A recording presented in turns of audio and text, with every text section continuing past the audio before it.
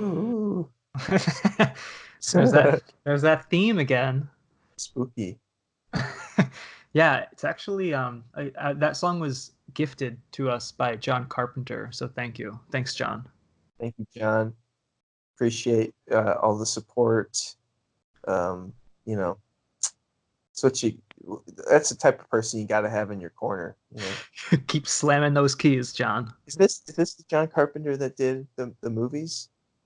The Um, the direct. that'd be good if it wasn't. No, who? Yeah, Wait, there's a John Carpenter that did a movie. Um, yeah. yeah, this was actually on the Lost Recordings. The B side.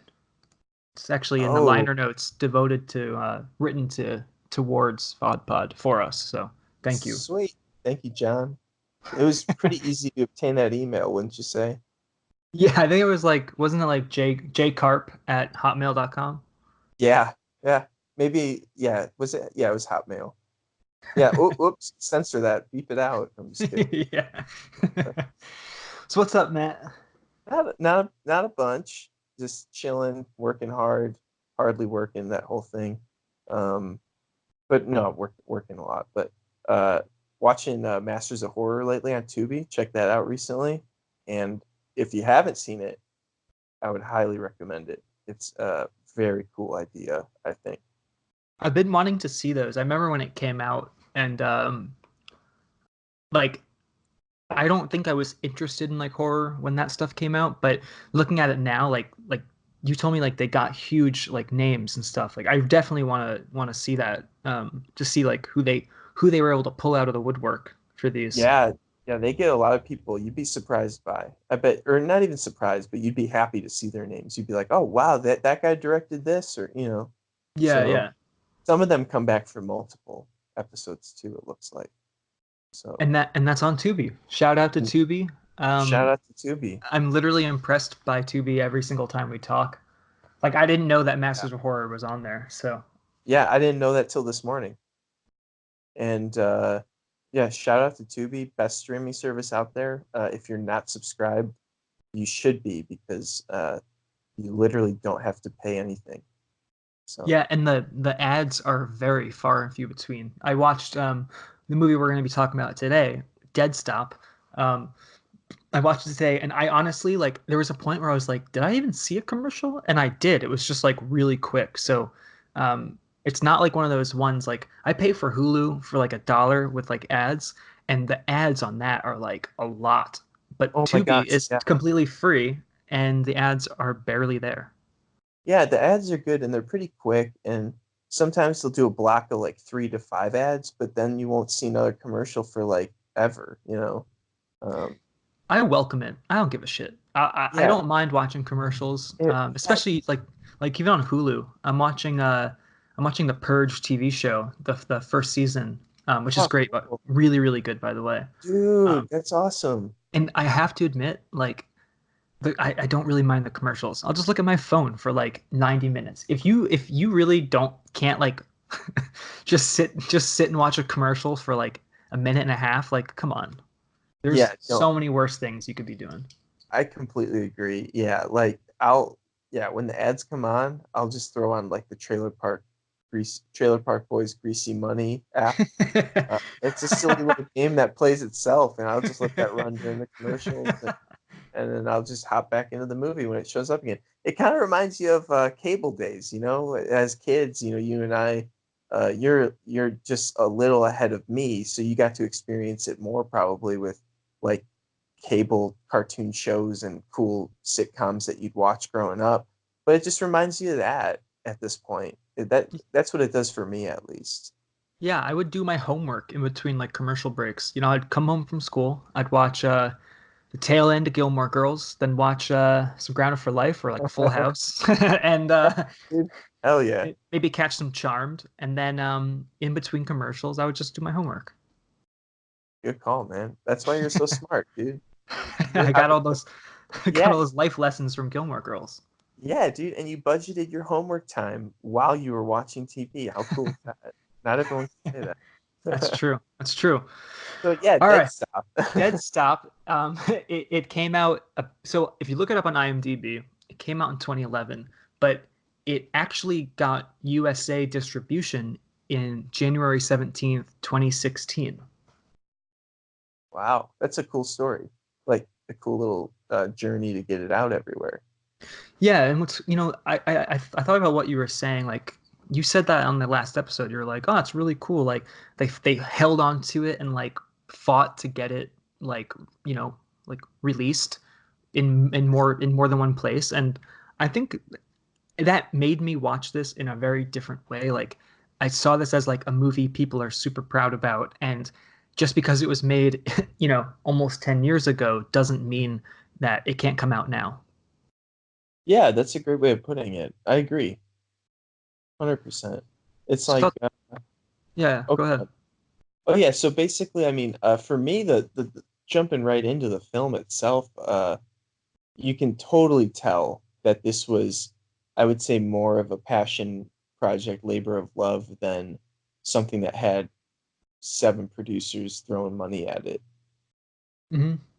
And I think Definitely. though, when you look at the film that way, though, like you just said, that gives it sort of an edge of a charm of sorts. Like for me, I like movies like that because you are going to notice that there's a lot more focus on the characters and the writing and the dialogue and the story, and it's all like because that's what they had. Like the time to spend was getting the shots right, cool, sort of cool, sort of moonlight lighting at night, all these types of lighting and coloring. But at the core of it is really the human drama, the slow burn of that. And I think that's kind of a lot cooler because that does show you that when you focus on those things, sometimes the audience isn't there for it right away. And it does take a little while to find that audience. Yeah, I think that's a really good point. I mean, uh, you saying that it's like a human drama, it really is, but and I think like if you look at low budget, straight to video horror movies, oftentimes they try to like they're like, well, we have to show the monster, we have to give people what they want, we have to compete with all these other like horror movies that were made with a higher budget. And I think sometimes you end up with somewhat of a kind of boring lead up to like maybe one glorious monster shot that you spend a lot of money on. And I think while that's okay as well, this movie I think it that does the drama really well. It's kind of like the whole time as I was watching it, I was like I was kind of thinking to myself, well, if you can't do a straight up horror movie, make the horror happen between the humans. And there's I enough drama. Yeah. Yeah, there's enough drama here and there's enough twists and turns, which I totally didn't see coming, um, that will keep you kind of like interested. And then when the monsters happen, you're not going to be fatigued. I never felt fatigued the whole time. I was into all the drama, and they used literally the desert, a truck, and a cast full of people throughout the whole movie, and it was pretty thrilling. And they sprinkle in the monster here and there, but human Right. drama is a great way to describe it. Yeah, and slow burn, and I mean that in a good way because I personally like slow burn films, films that kind of take their time to develop everybody and then the payoff is sort of in that last 15-20 minutes or so. Yeah. And I dig it a lot. And there's this is not really, I would say, like a spoiler. It's very slight, but it is in regard to the monster and the creature that is attacking these people that are stranded in the desert at night. Um, I like the POV style, Yeah. and you get some cool color grading and a friend of mine who's also in this realm of independent horror filmmaking and a lot of his movies get distributed on DVD or streaming platforms and his name's Dustin Ferguson, and he does a similar approach in some of his films with the monster of how this movie did it. And so I really liked that. I was like, oh, I have a connection. I've seen that done before in a modern setting. And even other big films still do POV stuff like that with bad guys, with monsters, with all sorts of things. But there's more of a charm when it's on a lower scale, because you are seeing the creativity of the filmmaker coming through, of Yeah. how they can add some movement, how they can add, some intensity to kind of what is surrounding, like you said, the human drama. So Yeah, that did a lot for me. I love seeing the creative fixes to things that you can't do with a low budget. So you obviously can't get like, they may not even have had enough money because we actually never see the monster in full. right, They probably didn't have the money to even get a full suit made. So how do you make it seem like the monster is running towards the person?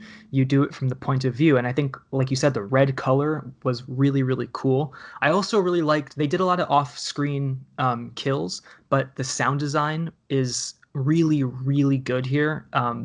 There's a scene involving a rock that it was gross. yeah. And it's like, I was pretty like impressed with how they did it.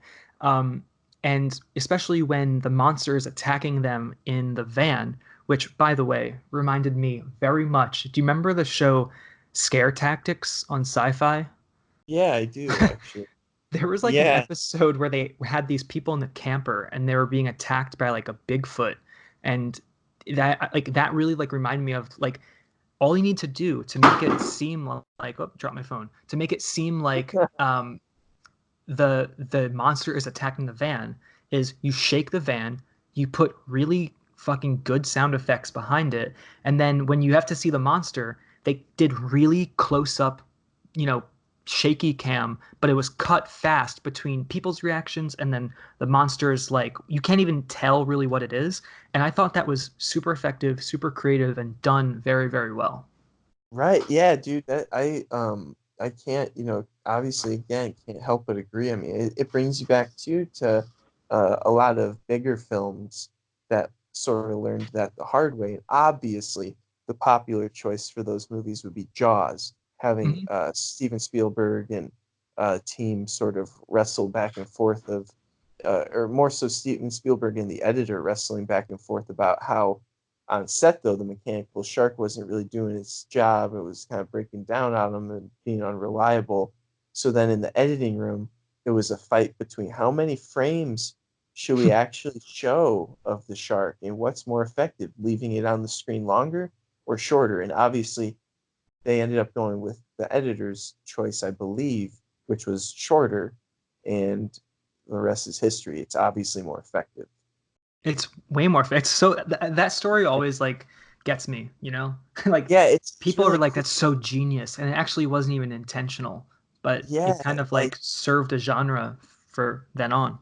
exactly, because then you put that little idea up to this film, and it's the same concept and it works. And I think that when you have something that stretches that long of a period of time where that method is almost like tried and true, you kind of have to believe it, because um, that's I mean that's what I would want to do if I got to direct something soon. Is of course if you're able to make the suits and the suits look cool and they play and harken into what you like and what you're inspired by, that's cool and you should show them a lot. But it's all about what you're going for and the medium and who's going to be watching it and what they're watching for. And so for a movie like this where you're trying to play it super serious, Mhm. yeah, less is more, big time. And I think what they did really well was, it was a serious movie. There was nothing funny about it. And they kept the like conflicts in like the storyline frequent. So it wasn't just like, you're watching this like character development for no reason. It was all for a reason leading up to like the point, and to the point where when people start dying, you're like, yeah, I'm okay with that person dying. Um, Yeah, yeah, good point. Yeah, I like that. it was It's also, did you also feel like it was like pretty brutal towards the end? Uh, yeah, it was. I didn't expect that. Yeah, it gets pretty like you were kind of talking about with the sound design that obviously helped uh getting across that aspect of how kind of almost bloody and crazy it was. Um, but yeah, like that last, like I said, 20 minutes, it gets pretty it kind of the payoff, you know what I'm saying? It's pretty there. Yeah.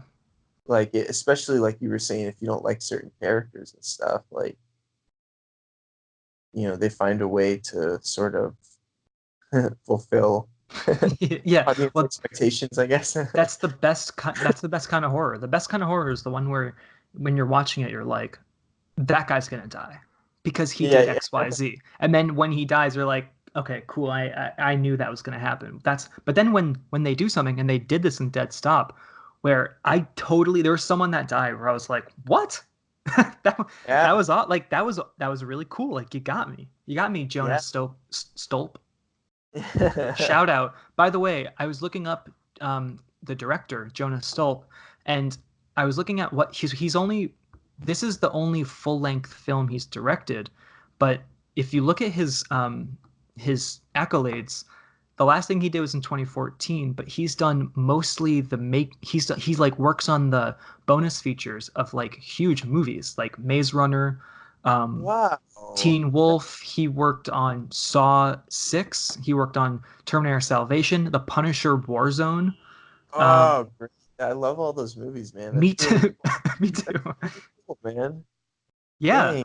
I love how small of a world and industry it ends up being, where you're like, oh, blah blah blah did that, and then they made their own movie. And I like, I love that too. I think that's inspiring where it's like and if you look at movies made around this time, maybe a little bit earlier, like in 2002, 2003, 2004, you get a lot of like people who they got their opportunity to make like a film. I mean, Dead Stop didn't make it to theaters, but there you wouldn't have that happen now. Like they would never right, give a movie to an editor to like direct. You really don't see that happen. Now it's just you're either a director or a writer and that's it. right, or like me, I'm a sound guy, so then yeah, exactly. Man, you could have gotten a movie. And if you were a sound guy in 2003, if you hung in there, they would have given you a movie. Oh man, 9-year-old me. Oh, darn it. No, no, but I was thinking, what was it? Man, that's really inspiring though, like you said, because it is never too late though to get into films, to get into entertainment industry. I mean, there's people making movies 70 years old, and there's people making movies that are like 12 years old, Yeah, yeah, realistically, like at your home. And going back to just having that opportunity, the idea of opportunity, I think in the indie world, for me, Full Moon and Trauma come up a lot. I watch more Full Moon than I do Trauma, but like there's a time and place for everything. And Trauma is great because they've been around for so long. They've helped shape independent micro budget cinema, low budget cinema, and Lloyd Kaufman's given a ton of opportunities to young filmmakers that have gone on to be successful. And, same as we've said before, kind of same goes for Full Moon with Charles Band and the crew over there. They give a lot of great opportunities to people, and those people end up maybe jumping into the Hollywood yeah. workforce and doing great work. Like James Gunn was Trauma. He got an opportunity at Trauma. Really? Now he's doing stuff for Warner Brothers, Oh, man. Disney, and everybody. So Damn, that's awesome. That is yeah, super so inspiring.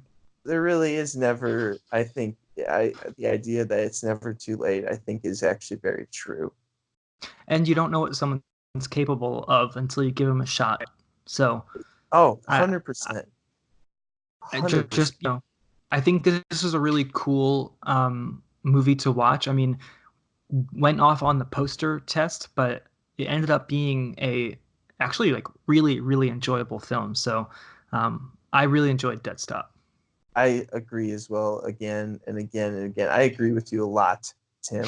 But I really did enjoy this film. It's well written. It's like I said, it's a labor of love. Like they got this thing out, no matter how long it took. 5 years after you were done with it, and everything, and you still made sure it came out. That's pretty cool. It Yeah. makes me want to do something with some of the movies we've made before. But Hey, you honestly never know. I mean, if you look at a lot of the movies that are cult classics now, they're only famous like now, like talk about all the trauma stuff, all the full moon stuff. Like now is the Right. time to like resurrect shit. So you never know. And I agree. That's awesome, dude. And real quick, going off the poster test, I actually kind of used the poster test for Ooh, the new episode coming up. ooh, what is it? Well, So I got another pick. It's another horror film since we've been, horror is the best way to go, I think, with I VodPod. agree. It's fun, it's accessible, and it's like you said, there's so much to appreciate in movies, and especially these types of films. There's so much creativity. So the film I picked for next episode is called Tooth Fairy, and it's on Tubi TV, and it's a horror film from the year 2019. So it's a Oh, brand spanking new movie, and it's VOD, and it's gonna be so fun. I love the cover of it. I think the cover is terrifying, and I cannot wait to watch it. this looks awesome. I she's come to collect. Um, Yeah, I'm excited. This I'm. Have you ever seen Darkness Falls? have you ever seen Darkness Falls? Yeah. I don't know if I have actually. So that was a movie that came out in like mid 2000s, and it's about the Tooth Fairy. So I'm curious to see like where this kind of takes it. Cool, man. Maybe I'll have to look into that one too. Was that in the theaters or was that VOD? It went to the theaters. Oh, can't watch it. So Sorry. so don't you dare talk about it on here. I'm just kidding. I'm just kidding. I'll check it out. Darkness Awesome, Falls. man. But Tooth Fairy, Tooth yeah, Tooth Fairy. Fairy is gonna be awesome. I'm looking forward to this movie. I think it looks super creepy, but also like it's probably gonna be a ton of fun. Um, and it's perfect for spooky time Halloween 2019. I cannot wait. Excellent choice. Thank you, dude. We'll have to get on it, and then we'll have more episodes. That's Talking that's how it watching. should go. I hope this isn't the last one. Me too. Will you do another episode with me? Oh, dude, I'd be honored. Thanks for All right. asking, I was gonna get John Carpenter to fill your spot, but Jay Carp. let me just email him real quick. Well, yeah, I'll tell you though, I wouldn't blame you if you picked him over me. He's got the resume for it. He's got the resume of making some of the coolest horror movies. That's true. That's true. And writing awesome music too. So I would understand if you wanted to get him to do the vocoder synth voice, instead of instead of me. It's Well, fun. I will see you in the next episode with the Tooth Fairy from 2019. Hell yeah, I'm down. I'll see you there. Thanks so much for tuning in and watching the movies with us, guys. Yeah, thank you. Don't forget to go to Tubi TV and check out the movies we talked about. Hell yeah. Bye, guys. All right, see ya.